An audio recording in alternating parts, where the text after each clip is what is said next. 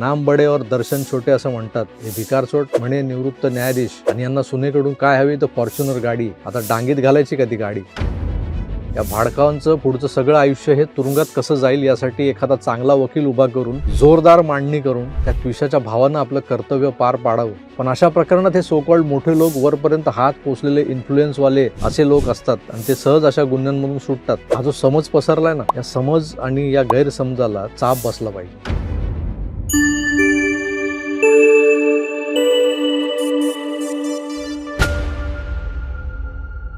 मित्रो, आज पुन्हा नेहमीच्या राजकीय विश्लेषणाच्या पलीकडे जाऊन मला तुम्हाला काही सांगायचं आहे, काही दाखवायचं आहे. तर स्क्रीनवर जो दिसतोय ना, तो तरुण म्हणजे हर्षित शर्मा आहे. कोण हर्षित शर्मा? काय म्हणणं आहे या हर्षितचं? काय कहाणी आहे या तरुणाची? देशाच्या सीमेवर शत्रूशी लढणारा हा एक भारतीय सैन्याचा मेजर आहे, आणि जो आज आपल्या बहिणीला न्याय मिळवून देण्यासाठी आपल्याच व्यवस्थेविरुद्ध लढतोय. होय, ज्याला सीमेवर शत्रूंशी लढायचं होतं ना, तो आज आपलं राष्ट्रीय कर्तव्य सोडून इथं आलाय. त्याच सीमांच्या आत वसलेल्या इंडिया नावाच्या खंडप्राय देशातल्या पोलीस प्रशासनाकडे दाद मागायला, इथल्या न्यायव्यवस्थेकडे विनंती करायला की डोळ्यावर बांधलेली ती पट्टी आता तरी काढून जाणतेपणानं, डोळसपणानं न्याय करा.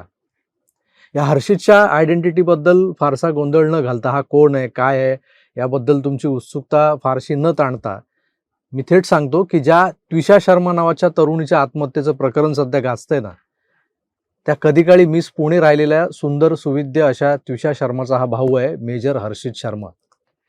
त्विषा शर्माच्या मृत्यूनंतर तिच्या घरच्यांची काय अवस्था झाली आहे माहिती आहे का तुम्हाला? तिची आई तर त्या दिवसापासून एक रात्रही झोपलेली नाहीये.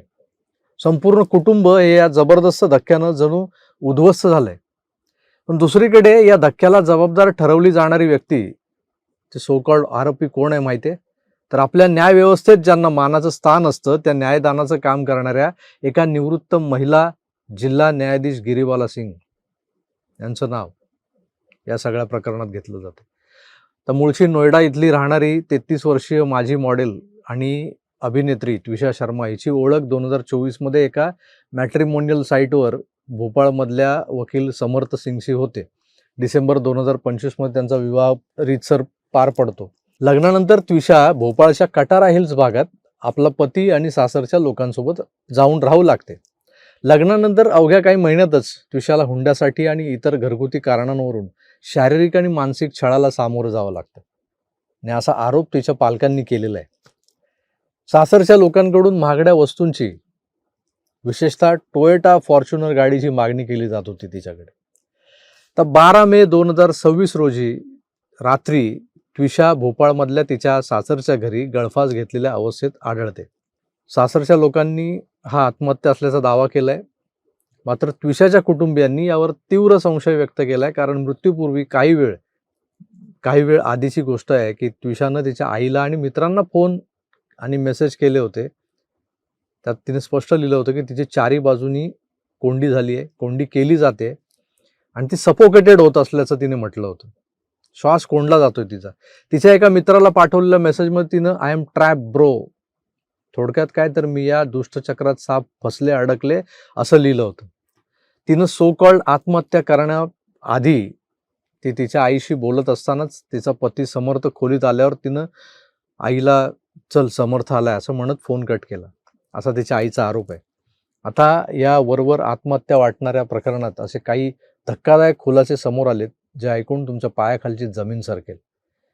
गिरीबाला सिंग, ते निवृत्त जिल्हा न्यायाधीश, तिनं स्वतःच्या अटकपूर्व जामिनासाठी कोर्टात जे कॉल डिटेल्स CDR दाखल केलेले त्यांनीच तिचा खरा चेहरा उघडा पाडलाय. आपल्या सुनेचा मृत्यू होतो, पण संशयास्पद मृत्यूच्या वेळी या महिला न्यायाधीशाकडे पोलिसांना फोन करायला वेळ नव्हता, रुग्णवाहिका बोलवायला वेळ नव्हता, आणि त्विषासाठी हळव्या झालेल्या तिच्या आईला हे सांगायलाही वेळ नव्हता की असं असं झालंय म्हणून. मग तिच्याकडे वेळ कशासाठी होता? वेळ होता तो सिस्टीम मधल्या 40 प्रभावशाली लोकांना फोन करण्यासाठी. तिने 40 कॉल केलेत. काय गरज होती हो? जर का तुम्ही काहीच केलेलं नव्हतं, तुमची सून डिप्रेस्ड होती, त्या डिप्रेशनमध्ये तिनं आत्महत्या केली असा तुमचा दावा आहे, तर मग एक न्यायव्यवस्थेत काम केलेली बाई नेमकं काय करेल अशा वेळी? पण या बाईनं समोरून काही कॉल्स केलेत मोठमोठ्या वजनदार लोकांना. त्विषाच्या भावानं मेजर हर्षितनं जेव्हा हे कॉल्स रेकॉर्ड पाहिले तेव्हा तो थक्क झाला. हे कॉल्स कोणाला केले होते माहिती आहे तुम्हाला? पहिले काही कॉल्स कोणाला? CCTV टेक्निशियन्सनं, ज्यांनी त्यांच्या घरातले CCTV इन्स्टॉल केले होते. त्यांना बोलावून या बाईनं नेमकं काय केलं? कोणी उघडपणे बोलत नाहीये, पण CCTV फुटेजच्या टाईमलाईनमध्ये मधलं फुटेज गायब आहे. कसं झालं, कोणी केलं, हे पोलीस शोधतील, आपलं काम नाही. त्यानंतरचे कॉल्स होते ते न्यायव्यवस्थेतल्या बड्या लोकांना, म्हणजे रिटायर्ड जजेस वगैरे जे असतात ना त्यांना. त्यानंतरचे कॉल्स होते भोपाळ पोलीस मुख्यालयात काम करणाऱ्या 1991च्या बॅचच्या एका वरिष्ठ DG रँकच्या पोलीस अधिकाऱ्याला. पोलीस अधिकाऱ्यासोबत तर 9 वेळा संभाषण झालंय. म्हणजे एका बाजूला सून आत्महत्या करून मरून पडलेली आहे, पुढचं काहीच होत नाही, तिला खाली आणून ठेवलेलं आहे, आणि ही बाई फोन करते. का करत होती फोन? नंतर तिने फोन जो केलाय तो तर फार महत्वाचा आहे. मध्य प्रदेशच्या सध्याच्या लोकायुक्तांना फोन केला त्याने. तर मृत्यूच्या रात्री या महाचतुर निवृत्त जिल्हा सत्र न्यायाधीश बाईनं लोकायुक्तांना एकदा दोनदा नव्हे तर तब्बल 3दा फोन केलाय. हे नेमकं काय होतं? कंडोलन्स कॉल म्हणतात ते, सांत्वनपर कॉल्स होते का? तुमच्या घरात मयत झाल्यावर जे लोक कॉल करून तुम्हाला तुमचं सांत्वन करतात ना, झालं ते वाईट झालं, आम्ही आहोत तुमच्यासोबत, त्यासाठीचे कॉल्स होते का? तर अजिबात नाही. हे असे कॉल, सांत्वनपर कॉल्स, हे लोकांकडून येतात, इनकमिंग असतात. ते कधीही समोरून केले जात नाहीत, ते लोक आपल्याला करतात. साधी गोष्ट आहे हो. आणि यातली सर्वात धक्कादायक आणि संशयास्पद गोष्ट म्हणजे त्विषाच्या मृत्यूनंतर अवघ्या 40 मिनिटात त्या गिरीबालानं पहिला फोन लावला आहे तो CCTV टेक्निशियनला. पालकांना फोन करण्याआधी CCTV ऑपरेटरला फोन का केला गेला? कारण यांना पुरावे नष्ट करायचे होते. त्यांना CCTV फुटेजशी छेडछाड करायची होती. आता पोलिसांना जे फुटेज मिळालंय त्यात फक्त त्विषा वर जाताना दिसते तिच्या बेडरूमकडे, आणि नंतर मृतदेह खाली आणताना दिसतो, दोघे तिघे धरून आणतायत. आता तिथे जे काही उपस्थित असलेले जे नोकर आहेत त्या नोकरांच्या चेहऱ्यावर थोडासा धक्कादायक असा भाव दिसतोय, पण बाकीचे सगळे, म्हणजे तिचा नवरा, ही बाई स्वतः जे सगळं मॉनिटर करत होती, कसं आणतायत, काय करतायत, ते सगळे शांत आणि रिलॅक्स होते. म्हणजे समजून जा, हा सरळ सरळ कट आहे, कट. एवढं सगळं होऊनही त्विषाचा नवरा हा फरार होता. का फरार होता? जर काहीच केलं नाही तुम्ही तर. ही निवृत्त न्यायाधीश जी आहे तिनं आधीच अटकपूर्व जामीन मिळवलाय.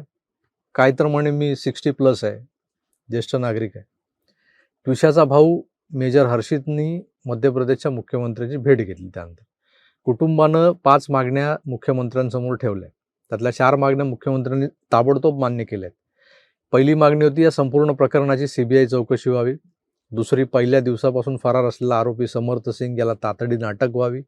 गिरीबाला सिंगचा जामीन रद्द व्हावा, कारण तिने 63 वर्षाची साधी महिला असल्याचा खोटा आव आणून जामीन मिळवलाय. ती बाहेर आहे, पण ती बाहेर येऊन ती काय करते तर TV चॅनल्सवर त्विषाच्या चारित्र्यावर चिकलफेक करते, तिचं चारित्र्य हनन करते. डिप्रेस होती, तिचं लफडं होतं, तिच्या पोटात जे मूल होतं ते दुसऱ्या तिसऱ्याचंच होतं, असं काय काय काय काय ही बाई बोलते. झाडाला पाणी घालत नव्हती म्हणे, झाडांवर एवढं प्रेम हिचं. पण 5वी मागणी जी अत्यंत महत्त्वाची आहे ती म्हणजे रिपोस्टमार्टम करण्याची, त्विषाच्या मृतदेहाचं पुन्हा एकदा पोस्टमार्टम. तर यावर मुख्यमंत्र्यांनी सांगितलं की हा जो काही निर्णय जो आहे तो मी नाही देऊ शकत, न्यायालयाचा विषय आहे. म्हणून आता हे कुटुंब हायकोर्टात धावत गेलेलं आहे.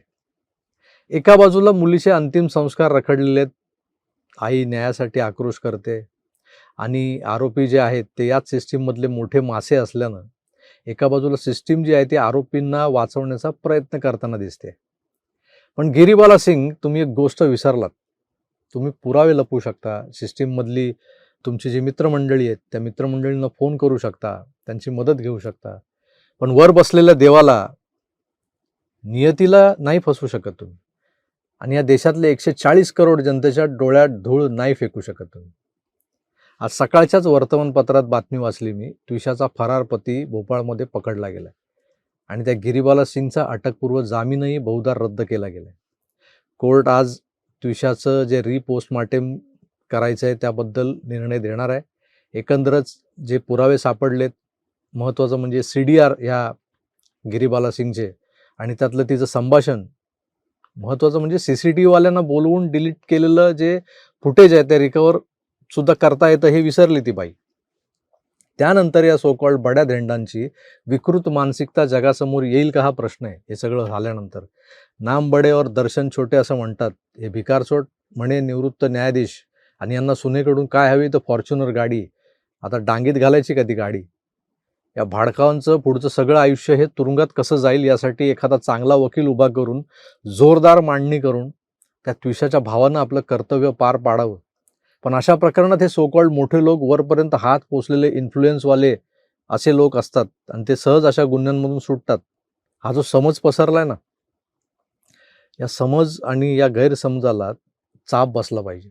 सामान्य कुटुंबातल्या पोरीबाळींना हॅरॅस करून, त्यांचा छळ करून एकतर त्यांना मारलं जातं किंवा त्यांना जीव द्यायला भाग पाडलं जातं.